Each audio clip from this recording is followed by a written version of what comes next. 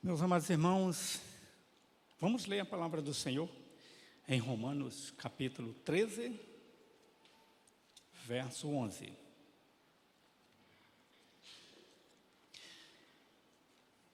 Romanos 13, do 11 ao 14.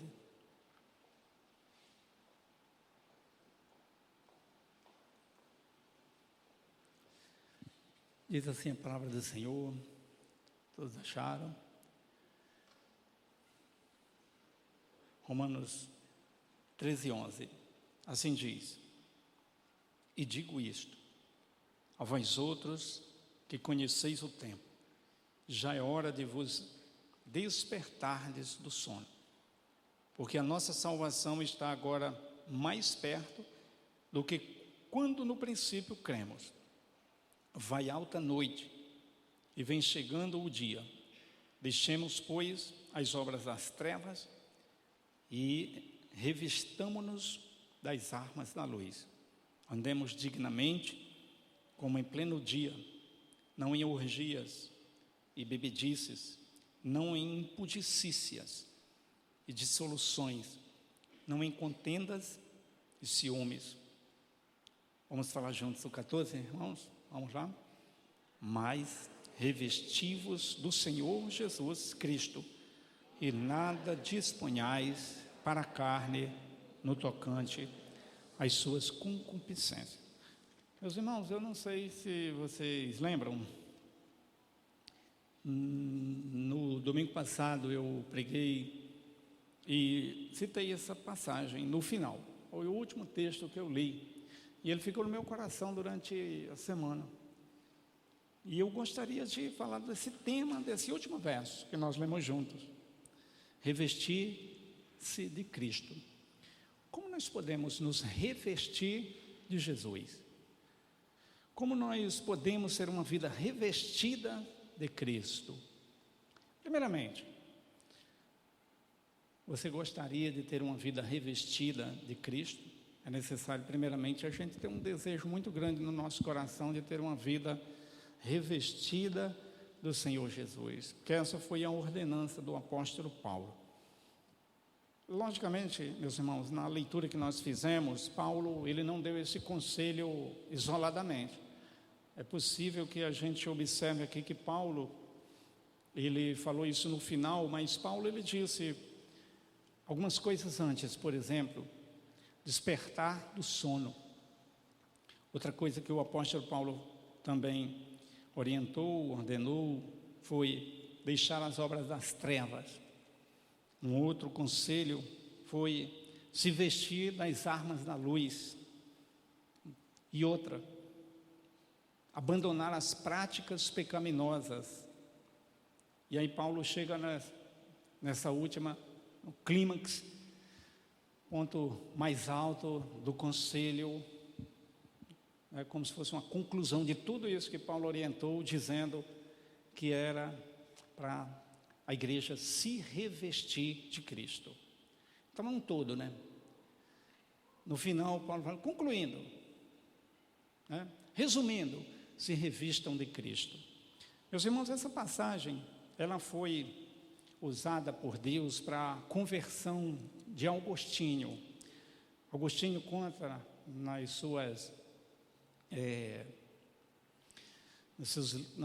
nos seus livros que ele se converteu lendo Romanos, e foi especificamente essa passagem. Em Confissões dele, ele disse que lutava com todas as suas forças para se livrar das paixões que ele vivia preso. Agostinho, ele viveu uma vida promíscua, uma vida mundana, uma vida desregrada. Esse é o seu testemunho. Aí ele teve uma visão de um menino que chegava para ele, uma visão, e dizia, toma e lê. E aí ele foi ler a Bíblia, e ele leu exatamente essa passagem da Bíblia. E aí foi aqui a conversão de Agostinho.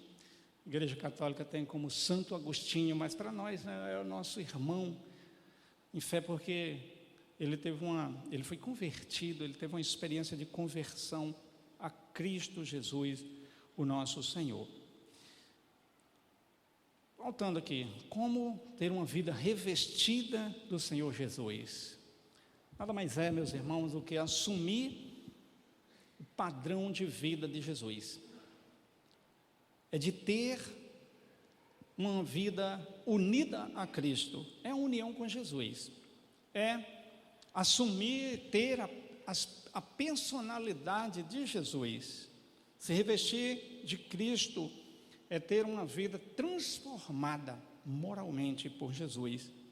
Estar revestido de Cristo é também, meus irmãos, passar a ser identificado, a ter a identificação de Cristo no coração, é ser identificado com Ele, é imitar Jesus e é também ter o seu proceder.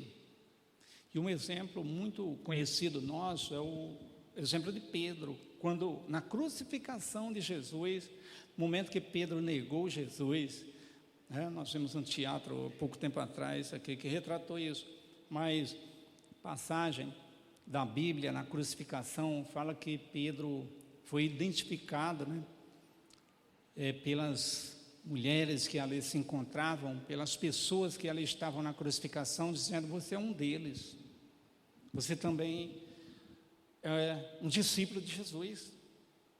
Porque, sabe por que eles falaram isso? Eu penso que pelo jeito de Pedro falar, pelo procedimento de Pedro, pela postura de Pedro, por estar com Jesus, disseram, você esteve com Ele. E por 3 anos, mais ou menos, que Pedro caminhou com Jesus a ponto de absorver a identidade de Cristo, de ser identificado pelos de fora como alguém que caminhou com Jesus, que falava como Jesus falava, agia como Jesus agia. Ou seja, eles disseram: você também é um discípulo, o seu jeitão aí, você pegou todo o jeitão dele, de Jesus. Então, ter a identidade de Jesus realmente é imitar Jesus, é ter a sua vida, é ser transformado, moldado e imitar o proceder de Jesus. É impossível que uma pessoa que fique 3 anos na igreja de Jesus, ouvindo a palavra de Jesus, ouvindo pregações de Jesus, que não seja identificado como um discípulo de Jesus, de fato ele abriu o coração para Jesus. Portanto, é exatamente isso que acontece. Se revestir de Cristo é ir tomando as vestimentas, as camadas e vestimenta de Jesus o tempo todo. Vestir-se de Cristo, meus irmãos, é compartilhar da sua natureza para com os de fora, como Pedro. Sem Pedro ali querer, na verdade ele estava fugindo disso. Porque Pedro falou: eu não conheço, mas os de fora estavam vendo. Não adianta você se esconder, você é um deles, você é como Jesus. Portanto, meus irmãos, para não ficar aqui muito vago,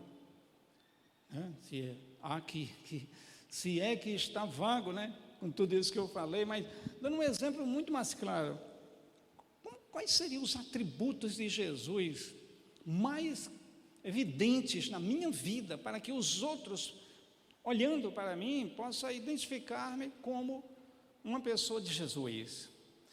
Eu imaginei aqui, meus irmãos, 3 atitudes de Jesus, do comportamento, da personalidade, do caráter, 3 atributos do Senhor que são pilares.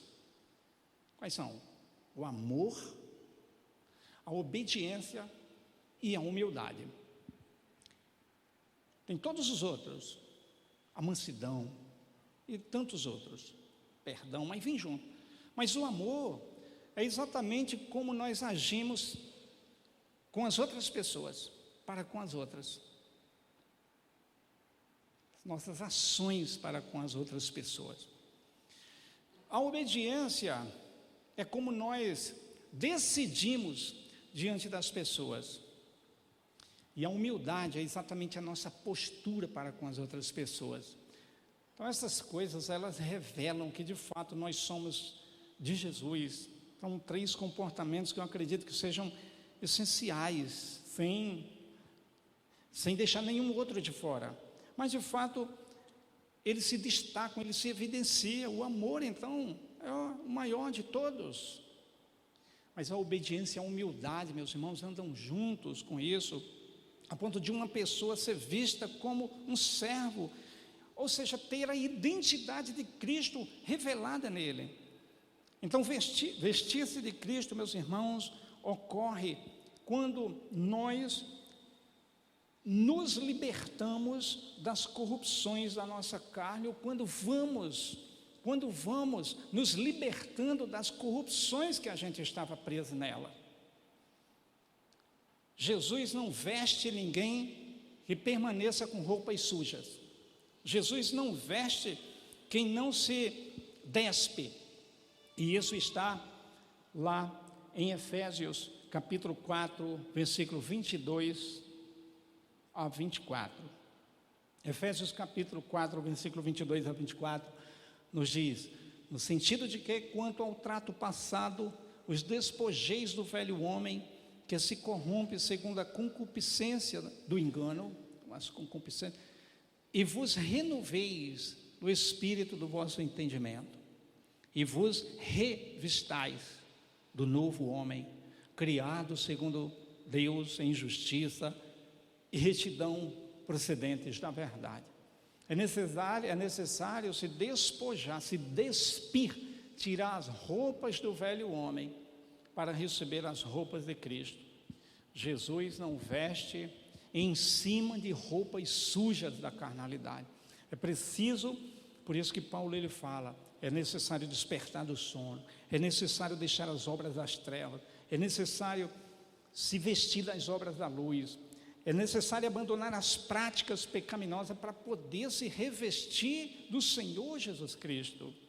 E essa é a grande verdade, meus irmãos. Nós não podemos permanecer, é impossível. A pessoa pode até achar que ele está revestido de Cristo, mas também com as vestes do pecado. Não. Todo salvo está qualificado a se revestir de Cristo, o mais novo na fé. Ele já está habilitado, capacitado a receber as vestes do Senhor Jesus Cristo. Gálatas capítulo 3, versículo 27. Está escrito isso. Todos nós assumimos Jesus, então nós assumimos, meus irmãos, a identidade dele. Nós queremos isto, diz assim, porque todos quantos foste batizados em Cristo, de Cristo vos revestistes. Não é uma coisa, né, no bate-pronto ali, naquele momento só. Mas quando uma pessoa se converte de verdade, ele foi regenerado no Espírito Santo. E essa regeneração, na verdade, é o recebimento, a habilitação de estar revestido do Senhor Jesus Cristo. O batismo, na verdade, é o primeiro passo quando a pessoa diz, eu quero uma identidade nova. A minha identidade é Cristo, eu aceito Jesus, eu quero caminhar com Jesus, eu estou assumindo uma nova vida agora com Cristo. O que é ter a identidade de Jesus? Quando isso acontece, meus irmãos, é quando a pessoa decide-se por Jesus e ela está se decidindo a não viver mais para si mesma. Porque quando a gente ainda tem a nossa identidade do homem natural e somente ela, nós vivemos para nós. Nós andamos segundo o curso deste mundo, como disse Paulo. Mas quando nós aceitamos Cristo como Senhor e Salvador, o que nós estamos dizendo é que agora nós não vivemos mais para nós mesmos, mas vivemos para Ele. Então eu quero o viver dEle, a identidade dEle, a nova identidade, o novo homem. É exatamente isso que a Bíblia nos diz, meus irmãos. Por isso que o apóstolo Paulo disse aqui no verso final, que devemos nos revestir do Senhor Jesus e nada disponhais para a carne no tocante às suas concupiscências. O que significa isso, meus irmãos? O que significa não se dispor, essa palavra se dispor, nada dispunhais para a carne, significa exatamente estar a dispor. Ou, para muitos, é não retornar, é não dar oportunidade à carne novamente, mas viver uma vida conforme Cristo o tempo todo. A nossa carne, ela está dentro da nossa, faz parte, né? Nós temos a nossa natureza humana que é pecaminosa, e a gente não pode, meus irmãos, retornar ou se acostumar ou se acomodar. Por isso que Paulo fala, nada vos despunhais para a carne, em nada. Ou seja, é necessário o tempo todo estar nessa guerra, nesta luta, para que a gente não se acostume novamente à carnalidade, ou voltar às práticas pecaminosas. É importante dizer que Paulo estava falando para uma sociedade totalmente depravada moralmente, que eram os romanos. O estilo de vida dos romanos, meus irmãos, era a coisa mais imunda. Tem um historiador que fala que naquela época Roma já tinha mais ou menos 1 milhão ou mais de habitantes, mas as ruas de Roma demonstravam a podridão, os carnavais já naquela época, a promiscuidade, a sujeira, a prostituição daquela cidade era algo horripilante, e muitos se converteram. E Paulo fala, não voltem, se dispam completamente, como é que eu posso, despir mesmo, né? Dessa carnalidade, tire essa roupa do velho homem, das paixões, não se disponham mais para ela, não volte mais para essas práticas, mas se revistam, tomem cada vez mais as vestimentas de Cristo, a identidade do Senhor Jesus no vosso viver, no vosso viver.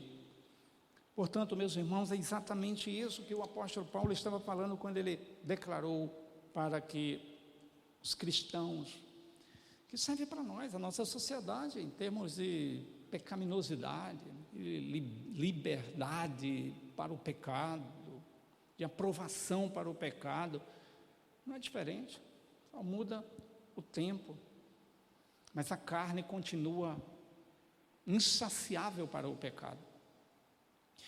Algumas coisas que Paulo ele disse antes, como eu já disse aqui, despertar do sono. Meus irmãos, também só se reveste de Cristo quem está acordado. É necessário a gente se despertar o tempo todo. E o que é se despertar do sono? Será que isso é somente para aquele que abandonou Jesus totalmente? Não. É para o desviado? Não. Aqui dá uma denotação que Paulo ele fala, meus irmãos, às vezes um descuido, de uma negligência na vida espiritual. Por isso que Paulo estava falando para os crentes, não descuidassem, não negligenciassem, voltassem para o padrão imoral que aquela sociedade tinha. Era descuidos, porque é isso que a carne quer. Então, negligência. E eu fiquei imaginando aqui alguns exemplos. Por exemplo, um soldado. E eu vou colocar aqui em épocas de guerra, porque às vezes, meus irmãos, dentro de um quartel, quando está numa boa, quando não está em guerra, numa cidade tranquila como Três Corações, por exemplo, o soldado pode dormir numa guarita. Mas numa guerra não. Numa guerra custa a vida dele e a vida de todos os soldados que ali se encontram. Então ele não está dormindo, cochilando, descuidando. Conta-se uma história, meus irmãos, na Marinha, quando eu cheguei no Rio de Janeiro, na favela. Os quartéis lá onde servimos, eu e o Wander, na verdade é uma divisão gigante, vários batalhões, vários quartéis, mas tem alguns que ficam bem no pé da favela, dominou ali. Aí contava-se uma história lá que alguns soldados foram mortos ali pelos bandidos. E como que eles falaram que acontecia? Liberavam algumas meninas próximo da guarita, as meninas se insinuavam aquelas madrugadas, o soldado lá, fuzileiro, dava a mole, deixava a menina subir, depois os bandidos chegavam, rendia e tomavam os fuzil dos bandidos. Essa história era o que mais acontecia. Oi? Do soldado. Tomavam os fuzis dos bandidos, que eu falava, né? Os bandidos tomavam dos soldados. Exatamente. Mas eu pensei, por exemplo, no médico, fazendo uma cirurgia num crânio, por exemplo, tirar um tumor do crânio. Não pode descuidar, não pode negligenciar. Eu pensei de um operador numa fábrica, operando uma máquina, na Manguios, por exemplo, ou em qualquer outra. Não pode descuidar com a máquina, não pode dormir ali, porque pode custar a mão, o pé, a cabeça, a vida dele toda. Eu pensei um motorista também, dormindo ao volante, num descuido. Assim é a vida espiritual, irmão. Não é diferente. Paulo fala, desperte do sono. Não negligencie, tome cuidado.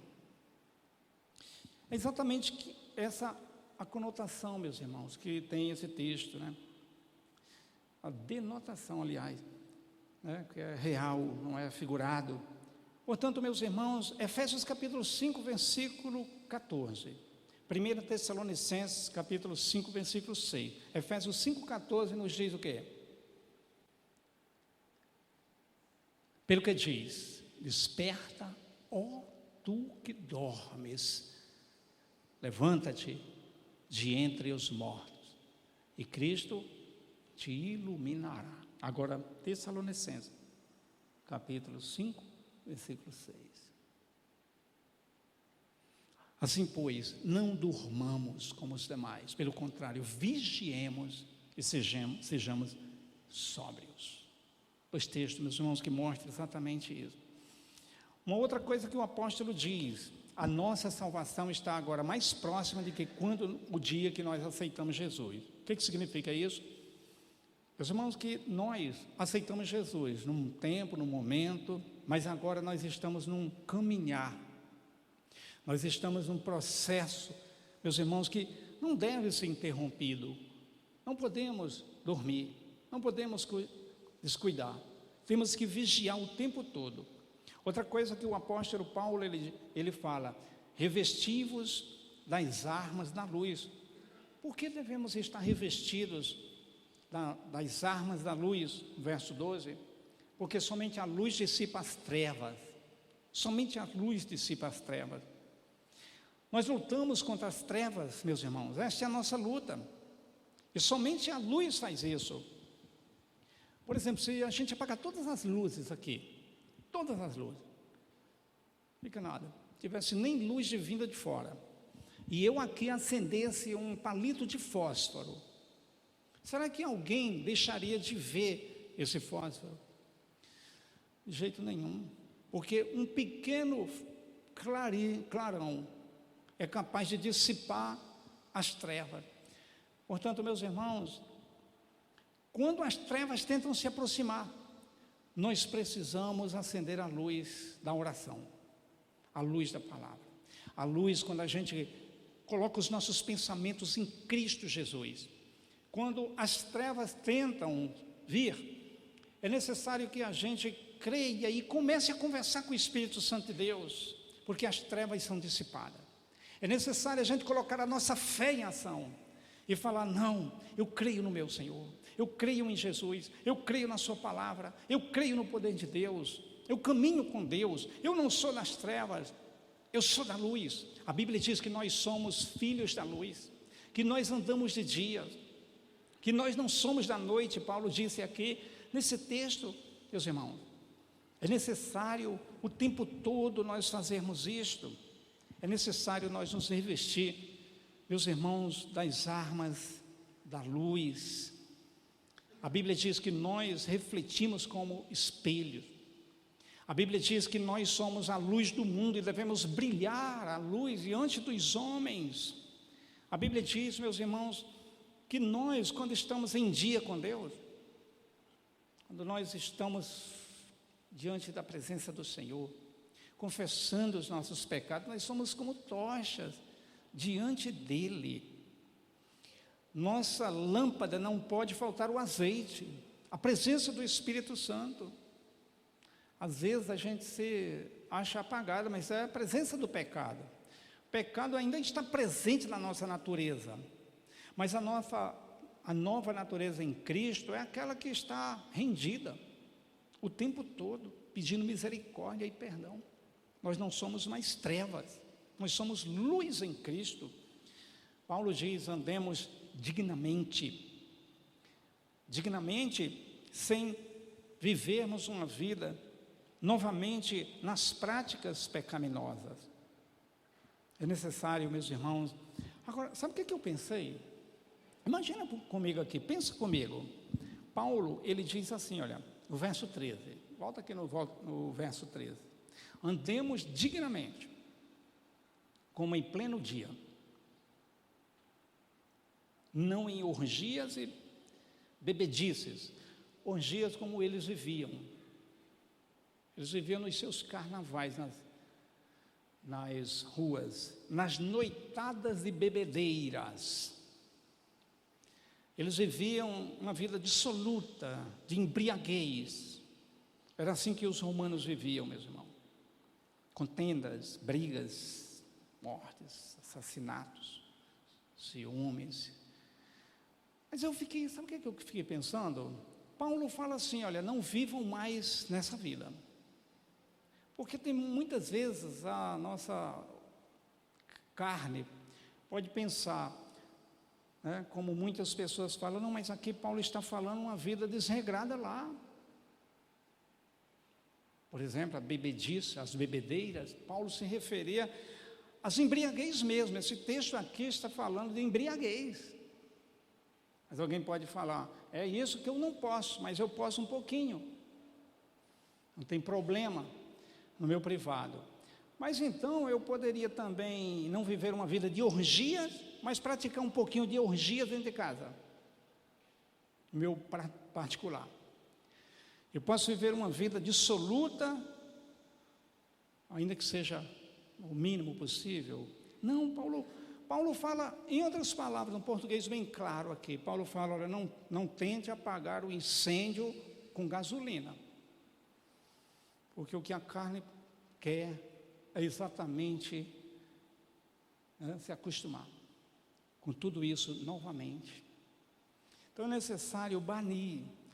Uma pessoa que quer ser revestida de Cristo, ele não tem prazer mais em coisas que levam ao pecado.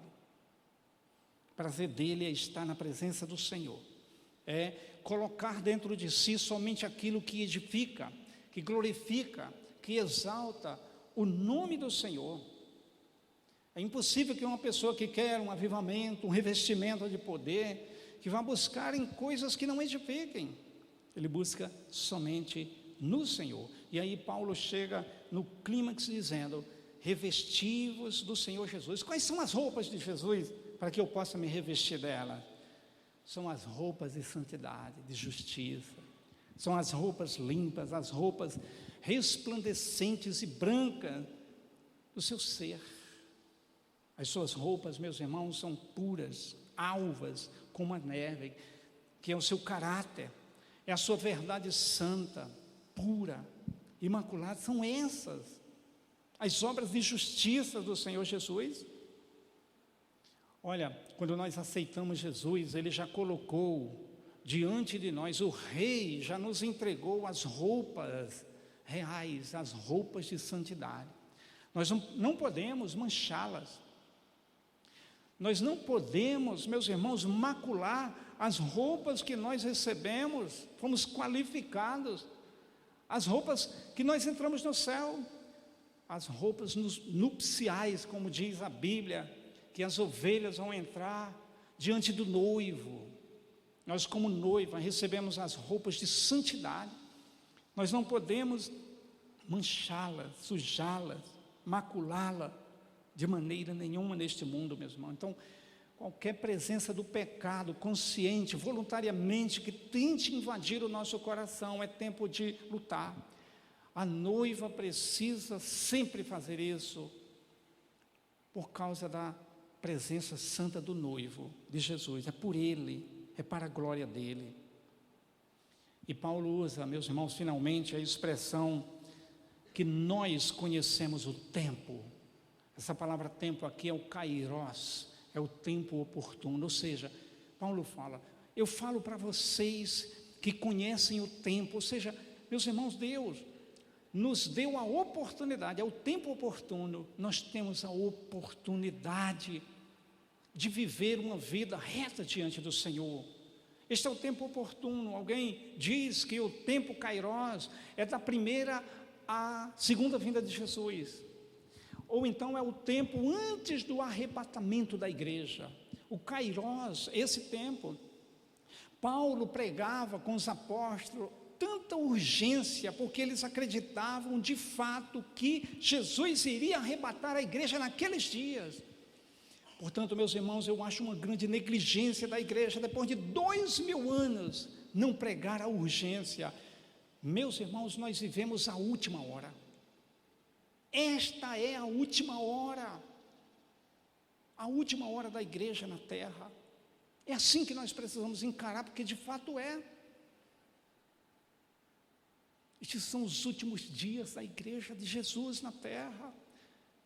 Esse é o nosso tempo de santidade, é o tempo de andarmos na presença do Senhor, de não vivermos uma vida dissoluta, de não ficarmos presos em nada neste mundo, porque quando a trombeta soar, meus irmãos, a noiva vai se encontrar com o noivo, e não vai ter prazer maior, não tem prazer carnal que se compare com a gloriosa presença de Jesus Cristo. É para onde nós estamos indo. Essa oportunidade, é o kairos, é o tempo de Deus que Deus tem nos dado. Portanto, não durmamos. A noiva tem que estar despertada, acordada. A noiva tem que estar ansiando a presença do noivo. Este mundo sempre foi o mundo dos prazeres, das seduções, e o príncipe das trevas, enganador. E o maior desejo de Satanás é enganar os crentes, é tentar levar os crentes ao engano, é segurar os crentes nas paixões desse mundo. Jesus é o Senhor, nosso Senhor da sua igreja. A Ele toda honra, toda glória, todo louvor e toda adoração. Que nós possamos, meus irmãos, nos revestir cada dia do Senhor Jesus Cristo. Amém?